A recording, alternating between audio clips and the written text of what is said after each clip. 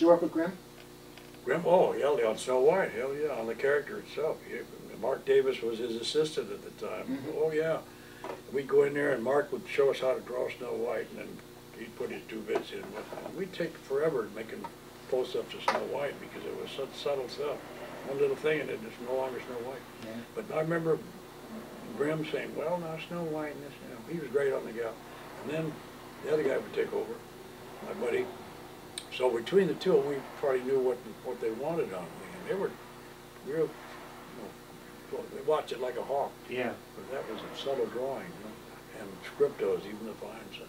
Yeah. We spend a half a day sometimes on one drawing, or a day sometimes on a close-up of Snow White. Well, people think rotoscoping's easy, but that's a real translation, yeah. That was, they did that toward the end. They had to get the picture done, and we got to rotoscope the prints. Right. And it was goofy. The prince had the DTs, someday, my friend, something like Walt with a hangover, and they couldn't control it. Now they can do it, They don't, but they used it too literally then in those days. Now it's a reference point, Yeah. They still use it, but they were doing it just like, that's why it was jittering all the Walt says, the hell would have got to go with this guy with the DTs. You got to get the picture out of the way. Was Dick Huber? Humor was there, yeah. He was doing story. He was a New York guy. He had done a lot of those guys. stuff. Well, Grimm and all those guys were brought out by Walt at a huge salary. Yeah. The only ones making any money. 9 old men. That was what to shoot for, and nobody ever quite made it. Right. Top of the hill. That's why it took Swift 30 years to That's right. get there. That was a hard hill to climb for anybody. You remember a guy named Mentor Hubner, great art director for MGM? He did that thing with the dancing thing, what the hell is it called? And he did storyboards, art director for that picture, and a lot of pictures. Yeah. He was one of the guys that was there with us, and we started. He got fired later for doing a mural on the back of his desk. And Walt came in, he said, "What are you doing there, young man?" He said, "I'm doing a mural." I said, "Walt?" He just called me Walt. He says, "No, you're not." He says, "You're fired. You're going to do your mural in your garage." And that was the end of his career. And then he became a great art director. Mentor Hubner. He did King Kong. I went out there to see him when he was doing it. Beautiful storyboards, and the director screwed it up. Yours would have been better. So there's another failure, another Walt Disney failure. So the thing to do is get fired out of Disney's early in the game. I did actually. You did? My goal was it wasn't hard to do. Yeah. I was going to stay there for life, and they told me otherwise after about 8 months. I just thought of another funny Disney story. This is hilarious. Hogan and Swift and I went out to the lot when they were building it. We're standing there by the water tower, and we look up, and there's a little thing coming down the tower. And he gets closer, and it's Walt. My God, God has descended. He's there. He says, "Hi, guys. How are you, Mr. Disney?" He's just called me Walt, So he said, "You guys work here?" And Hogan said, "Well, I used to, but I got fired." Then he says to Swift, "You work here?" He says, "Yeah, what's your name?" He says, "Swift." He says, "You're doing great animation, Howard." And Swift says, "Thanks, Mr. Disney." Thanks, Mr. Lance. Yeah, he's just called me Walt. He's fired the guy, and or he's, Mr. Disney. Just call me Walt. That's what he always did. Was Retta Davidson there when you were there? Retta Davidson, yeah, she was. Yeah. She was the first female animator, I think, at Disney. Very few female animators. Maybe they are now, but there certainly weren't. I worked with one from Universal at Warner's, and I can't think of her name. Laverne Hardy. Laverne Hardy. Yeah, she was a great animator. She was about the first, I think. Yeah, I think they so. had some background people with Mary Blair and Disney, but it was a man's world in those days. Believe me, it was a locked shop. We didn't have any lady story people, no lady nothing. They weren't capable. They just didn't get in the door. That's all. It was prejudicial. Christ, now they're some of the best. Yeah. Like they're not able to think, because they're thinking about making some spaghetti and meatballs tonight. Or cookies. Like good of mine just said to Marilyn, he says, "Well, let's go to the ball game." She said, "No, thanks. I got a delivery of cocaine coming. I gotta wait here." "How's the spaghetti coming?" She said, "Well, fuck the spaghetti. I'm gonna have another shot or something." So it's kind of human nature is funny, it's human, unfunny humor. Like the time I got my draft notice, and it had 8 cents postage due.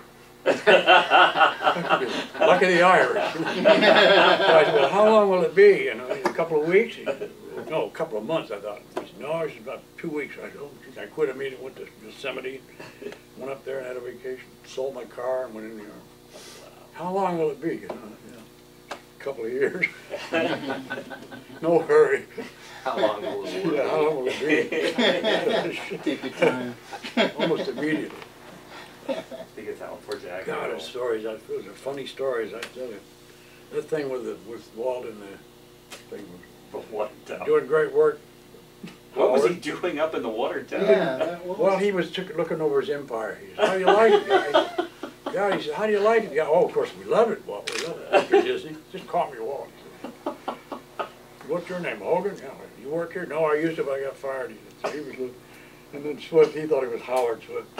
And he didn't deny it. He didn't dare. He said, thanks. Just call Take me credit Walt. for it. The boss is always right. Yeah. Walt likes my work. I've got it made. Did Walt fire a lot of guys, Oh. personally? Well, hell yeah, he and Joe Stalin. I think he fired more than Joe Stalin. Is that right? Oh, there, oh, and hundreds of people went through there. Everybody in the world has worked at Disney's at one time or another. It's hard to meet somebody who hasn't worked at Disney. You know, avalanche of people. And I don't know what the purge, sometimes the purges were just things that happened, or Yeah. like something, or, you know, he just got back from Europe. I was over there at the time when he got back from Europe. Walt's back, oh, they're all pure. Do you think it was the Depression that brought a lot of people out to work on that? Or That helped because it was only need jobs. Yeah, You yeah, know, yeah. And it wasn't the $16 a week that was the character. It was the idea of working. Yeah. And these poor pads, they come out there from back east or from, you know, over the world. And Yeah. Drake was lining them up all over Moscow, there were Thailand, different guys from Russia. And they were glad to have a $16 a week job, or 30 if they could make it. Damn right, it were lean times or something like Drake that. was not well liked. No, he was a relative of the big guy. Okay. You Who know? was that? No, well, he meant well, we just didn't know what the hell, he wasn't, you know, in charge of hiring the talent, he didn't know what the hell that was. You know, Bill Pete wrote about him a little Yeah. bit, how everybody was scared of him. Yeah, they all, yeah, scared, well, he had the power, he could fire you. Like Dave with his personal test, he had a caricature of Drake flying, and that did it. I don't like it, he's out, you know, back in the hobo camp. It was very easy to, you didn't have to do anything, they didn't like your drawings or something. And it was sad because these guys, people needed that job. They had it made because they were soliciting all over the world. It was a worldwide depression, like the one that I hope doesn't happen. It'd be 10 times worse, believe me. I went through that whole damn thing. And the only reason you got out of it was the war. Otherwise, we'd have been world communism, you know. It was about ready to go communism. You know, it was a terrible situation. That's why we didn't attack Japan. We didn't have anything to attack them with, you know. We should have gone in there when they had the rape of Nanking, but we had about 10 guys and 4 rusty Jeeps. We had nothing. When I went in, we had nothing. I had a tunic with 3 bullet holes through it, one through the heart, and the hat had bullet holes. Jesus. Wooden guns. We had about 100,000 people at that time, the whole branch, all the branches. So we were the newcomer. We were Coxey's army. We couldn't have fought our way out of the men's room. You know. We were in bad shape. Well, it'd been 10 years of depression. No wonder they didn't have any Navy or anything. Well, they had it over the Philippines, 70,000 guys sitting